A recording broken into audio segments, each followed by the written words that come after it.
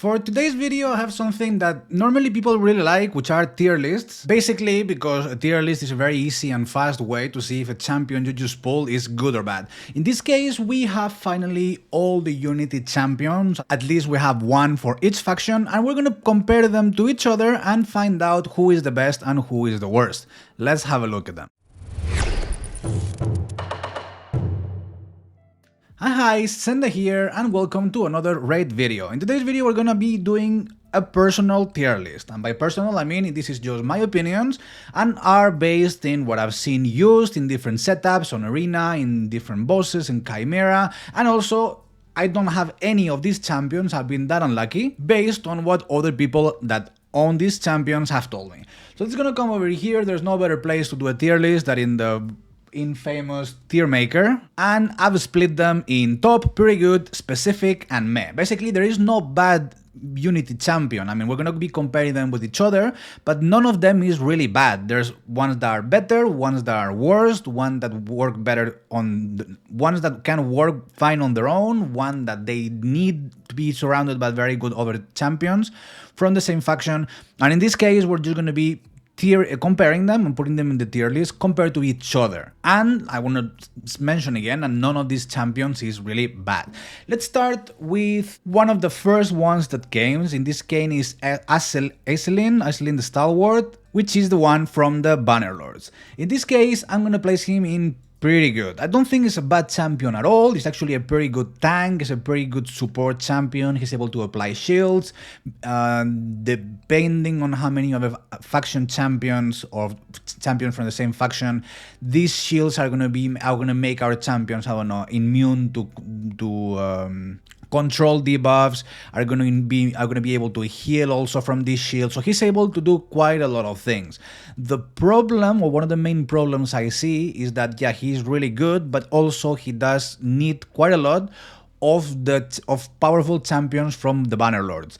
The thing is, in the Bannerlords we have two of the best champions in the game. Taras and Marichka are two of the best ones, but also are two Void legendaries that not many people are gonna have, except you're a Mega Kraken and you pull shitloads of shards when they came, and of course you have them, but normal people don't have these champions. At least I don't have these champions, and I've been playing this game for like 6 years, so it's not an easy feat to get the top champions from the faction.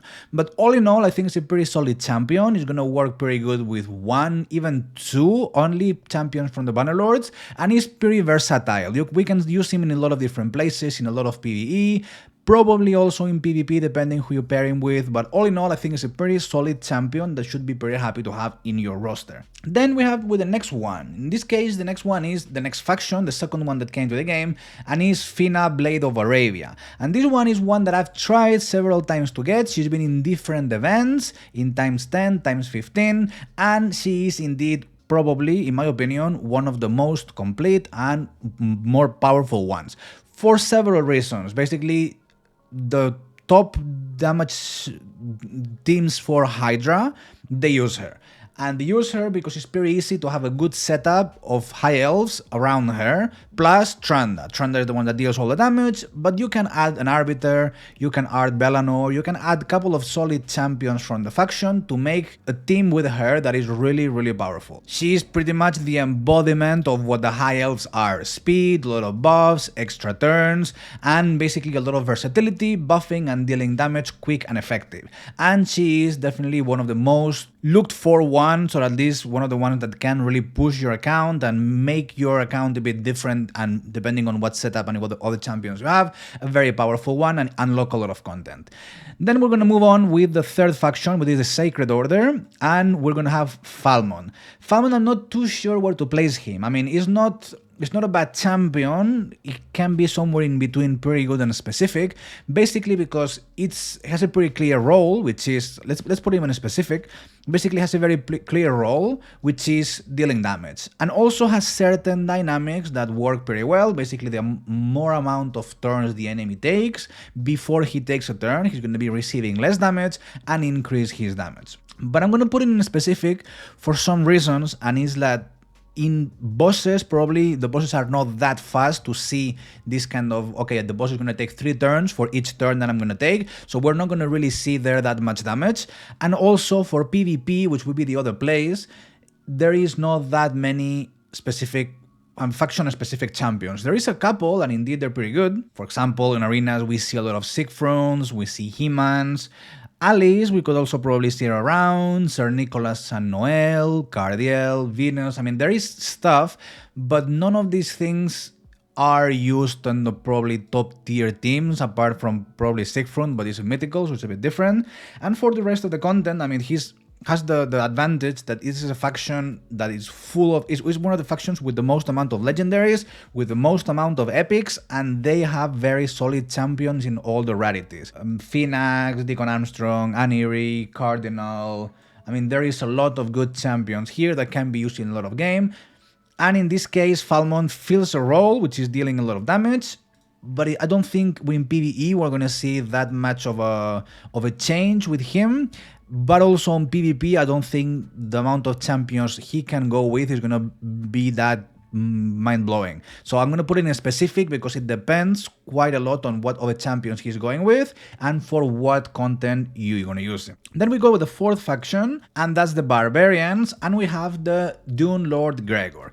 Again, a pretty similar role. In this case, he's more of a support champion rather than a damage dealer. He's also going to empower the rest of the Barbarians, but again, there's not that many meta Barbarians for a lot of different parts of the content of the game. On arenas, honestly, I never seen him, I never came across him, which I take as a reason of why maybe he's not that mind-blowing. He's not that good compared to other champions that I have encountered, like the first two, for example, like Fina and Aislinn. And like, he's not bad, but he also not as good as the previous one, so I'm going to put it on the specific. On the next set of champions, we have Vizug. Vizug, again, is a pretty solid champion. It's mainly for PvE, but in this case, I'm not sure if he's able to apply poisons and HP burn, or he's only able to detonate both of them. I'm going to have a quick look, because I know he's pretty complete. When he came out, it was like, okay, this guy is pretty interesting. Where is Vizug? Here is HP base. He's able to activate poisons and HP burns. He's actually, like I said, able to apply poisons and HP burns. So he's very powerful. On top of that, he's able to increase the duration of the debuffs. He's able to heal allies. I mean, he does quite a lot of things, and basically activate HP burns, activate poisons is something pretty useful in early, in mid game, and even in late game. Some bosses, I mean, that mechanic works pretty good in Hydra, in Dragon, in Ice Golem, in Waves, for example, also works pretty good. So I'm gonna put him on, where is Vizog? Here I'm gonna put it in pretty good. Even though in PvP you don't see him, I think in PvE he's definitely a very good champion, and he only needs another champion that is able to apply poisons or HP burns, and he's gonna shine even more. So I think it's definitely a very good one. Moving on with the next one, I think the next faction is probably Lizardman, and here we have the Legate Theox. And the Legate Theox is again probably one of these very looked after and sick champions. He's very complete, he's able to deal a lot of amount of damage, works really good with a lot of other Lizardmen, and the Lizardmen is a faction that have a lot of good champions. You have Pythion, that was a fusion. You have Fady, that's also a pretty solid one. Sulfurion. You have the mythical Latharius, which is also a very, very powerful one.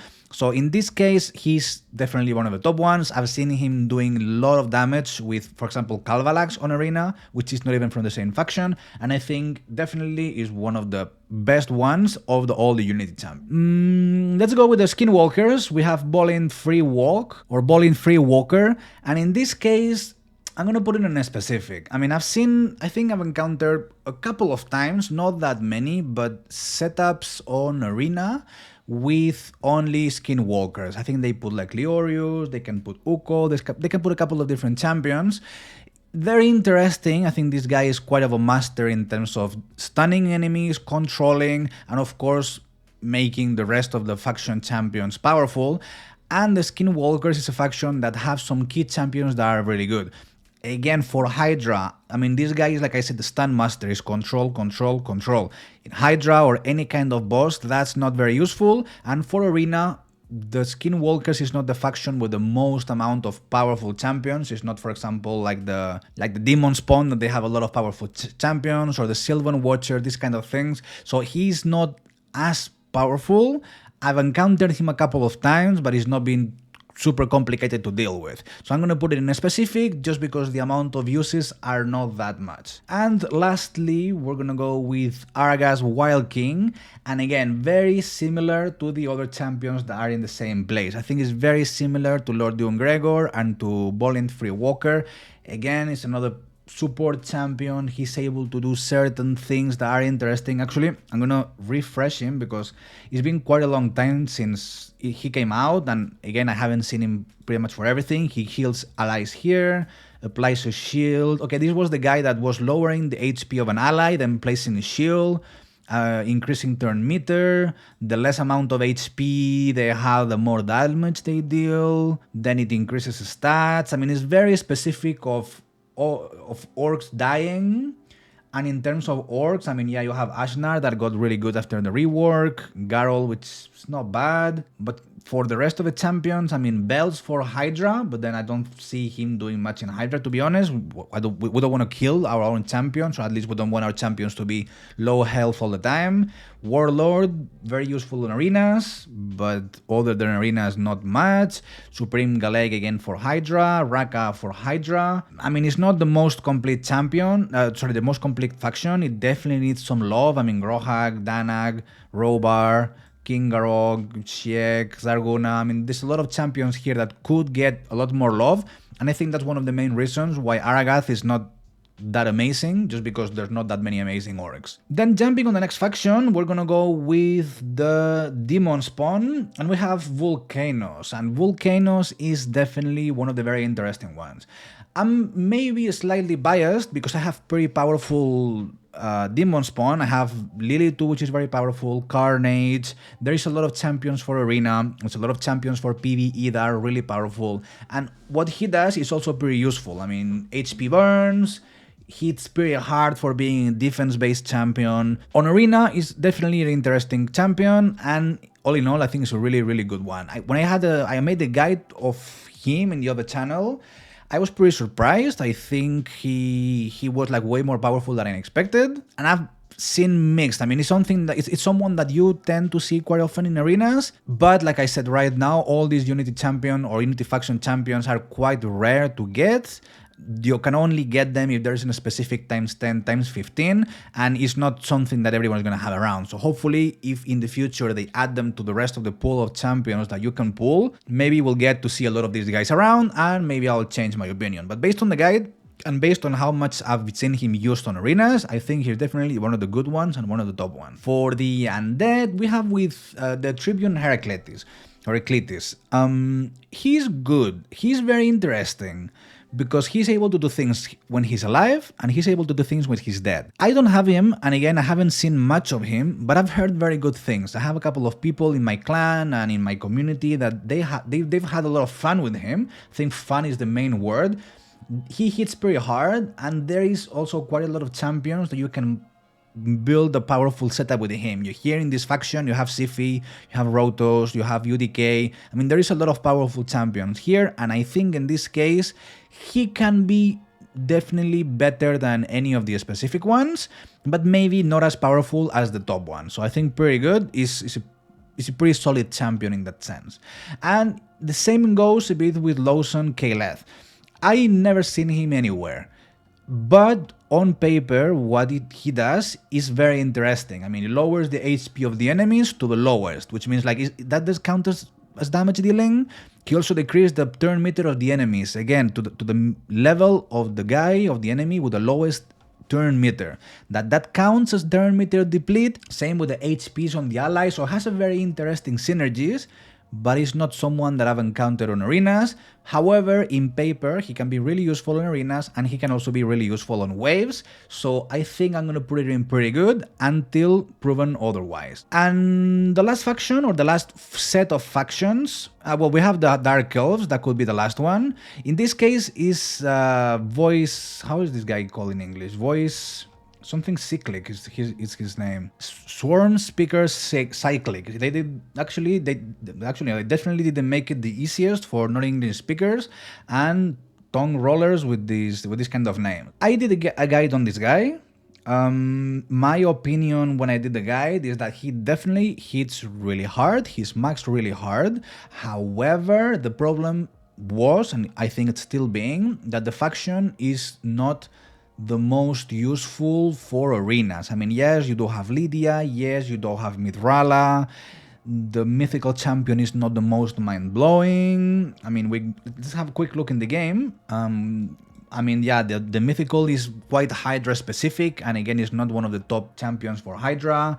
Ray, Lanakis, Folly, Nogged, all these guys could definitely benefit from a rework. Maranix, Visirovelis, I mean, they don't have that much.